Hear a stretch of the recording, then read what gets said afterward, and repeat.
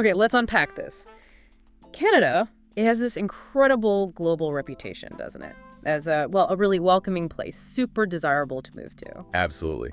It's definitely one of the top countries people think about when they're considering, starting fresh somewhere else. And if you've ever thought about it, or maybe you know someone who has, you've probably bumped into loads of ideas, maybe even some conflicting stories about what that process is actually like. Oh, for sure.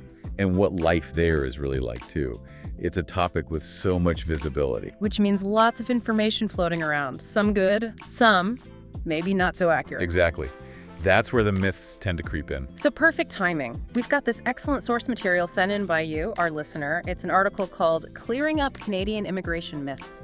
Sounds like just what we need. Right. So our mission for this deep dive is clear. We're going to use this article as our guide, navigate through those common misconceptions people have. And really pull out the realities, but based only on what this specific source tells us. Precisely. The goal isn't just to list facts, but to really get the key insights from this article. So you get a clearer, more grounded picture. Not just of the paperwork side of things, but the actual experience of living there, integrating, all based on this piece. And the article covers a lot. Everything from, how fast or slow the process is, the cost, to what the weather's really like. Finding a job, even holding on to your own culture, I imagine? Exactly that. It's a pretty wide range of common assumptions. Okay, sounds good.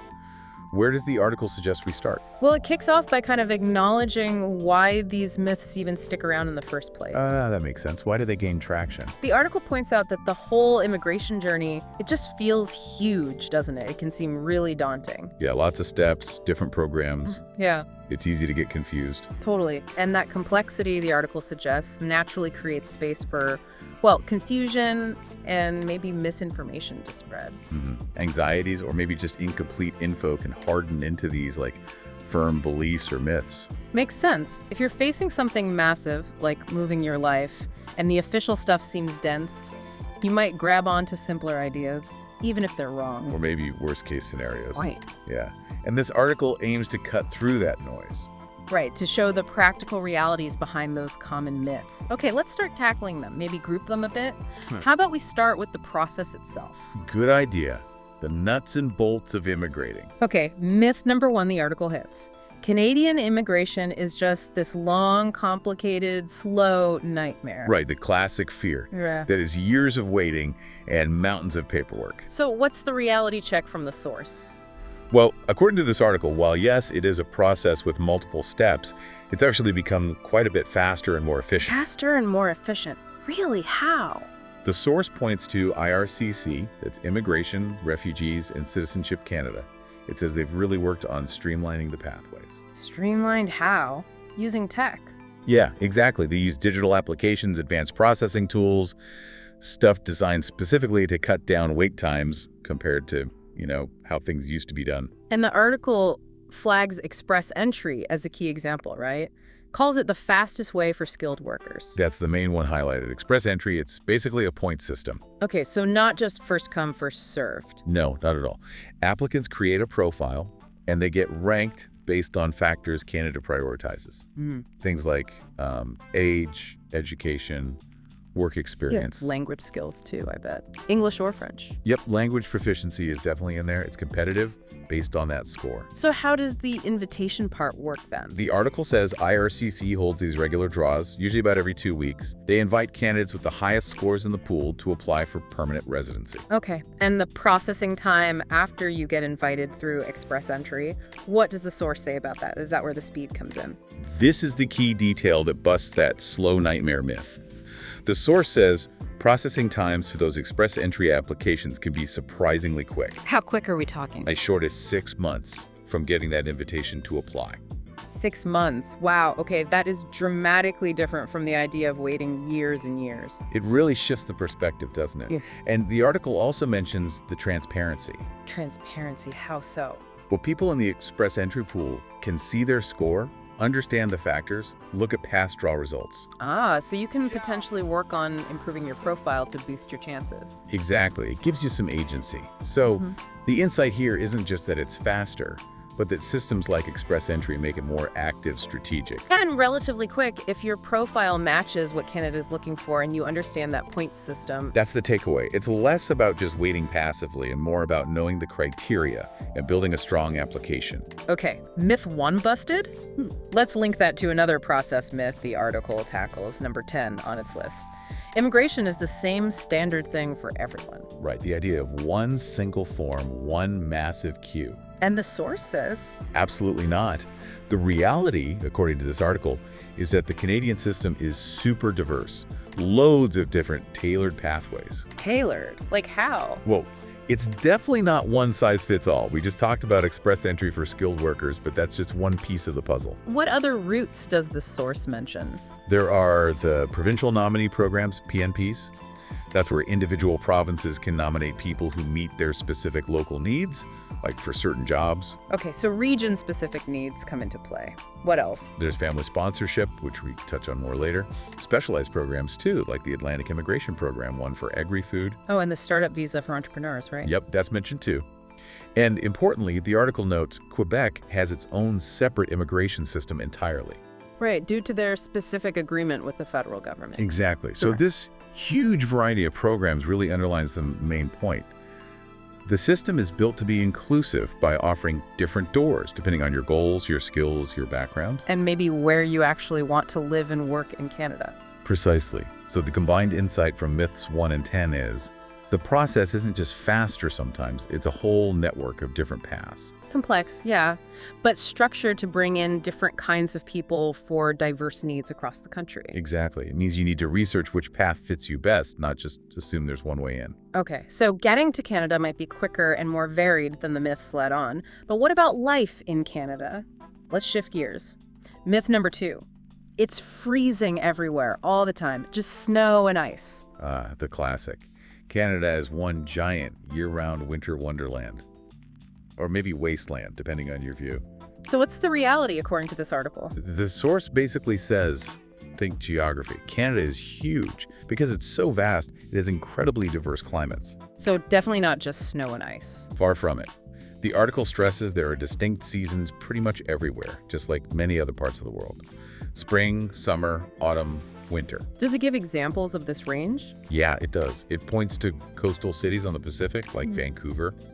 Mild, rainy winters there. Apparently rarely even dipping below freezing. Okay, that's very different. What about the East Coast? Warm summers, but yeah, more traditional snowy winters over there. But still distinct seasons. And the extremes. Where does the source say it gets really cold? The truly cold, long winters are mostly up north Yukon, Northwest Territories, Nunavut. Also, the Central Prairie provinces like Manitoba and Saskatchewan can get really cold, dipping below -20 Celsius in Jan or Feb. Okay, so the extreme cold exists, but it's regional. What about the warmer side the source mentions? Where's that? It highlights British Columbia, again, places like the Okanagan Valley, Vancouver, Victoria, as having some of the warmest weather, often getting above 30 Celsius, that's 86 Fahrenheit, in the summer. Wow, okay.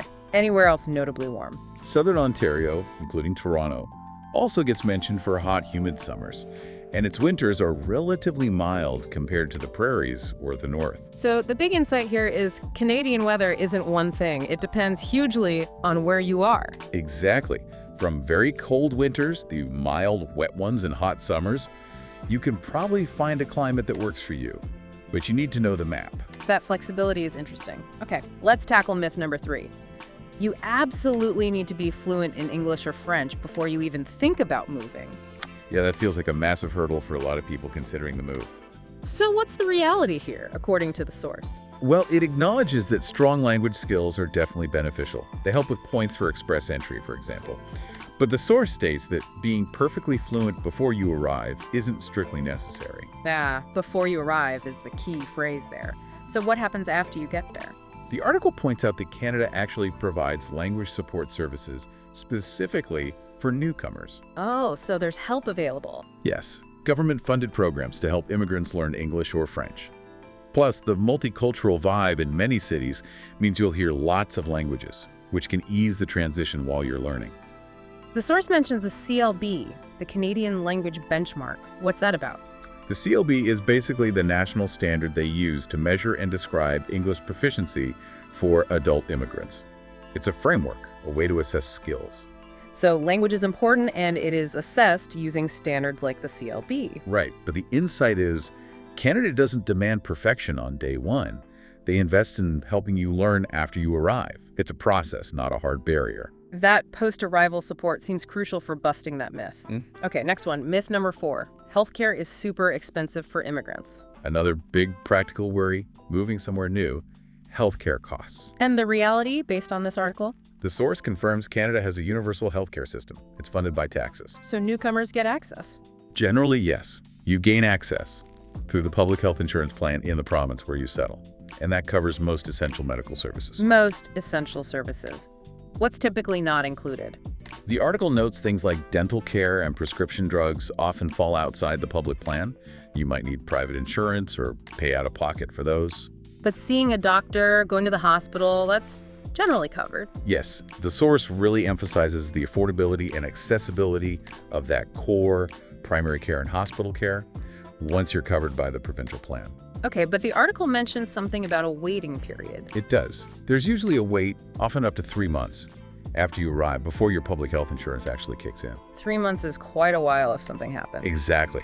So the source advises getting private health insurance just for that initial transition period to cover any unexpected medical bills, emergencies, prescriptions, dental, whatever might pop up before the public coverage starts. Got it. So the insight is universal access to essential care is the main benefit, but know the details what's excluded and plan for that initial waiting period, maybe with temporary insurance, like the source suggests. It's about understanding how the system works, not assuming it covers absolutely everything instantly, but recognizing that core benefit is there. Right. Let's pivot to jobs and skills. Myth number 5. Canada only wants, PhDs and highly skilled professionals. If you don't fit that specific mold, forget it. Yeah, that myth could definitely discourage a lot of people, but the source says, nope, not true. Oh, so it's broader than just high skilled. While Canada definitely recruits skilled workers actively, the article states it welcomes people with a much wider range of skills. That includes jobs sometimes called low-skilled or unskilled. Really? How does the system handle that diversity in skills? It points back to those provincial nominee programs, the PNPs we mentioned. Many of them have specific streams designed precisely for workers in occupations that don't necessarily require high formal education. And what's the goal of those specific streams? They're there to fill labor shortages in particular provinces or territories. So they often prioritize people who already have a job offer, or who are willing to work in sectors needing people like healthcare support roles, agriculture, construction trades, things like that. Okay, so the insight is that Canada's economy needs all sorts of workers, and the immigration system, through things like PMPs, is set up to find people for those jobs across different skill levels, not just the top tier. Exactly. It's about filling the actual gaps in the labor market wherever they might be. That creates opportunities for a broader range of people. Which leads nicely into myth number 6. It's incredibly hard for immigrants to actually find a job once they get to Canada. Yeah, the fear of arriving and then just unemployment. What does the source say about the job market reality? It paints a very different picture, actually. Describes Canada as having a, quote, booming job market with high demand. Booming. High demand. Does it give any sense of scale? It does. It says the government is actively recruiting skilled workers from overseas. And get this, it mentions there are over 500,000 job vacancies across the country that employers are trying to fill. 500,000. Wow, that's a lot of openings. It's a really significant number, yeah. Suggests pretty widespread opportunity. And does the source highlight any particular fields where demand is especially strong for newcomers? Yep, it lists IT, engineering, healthcare, and skilled trades as sectors with particularly good opportunities, especially if you have the right qualifications and experience. And is there help for newcomers trying to navigate this market? The source notes that specific job search assistance programs exist to help newcomers figure out the Canadian job market and find work.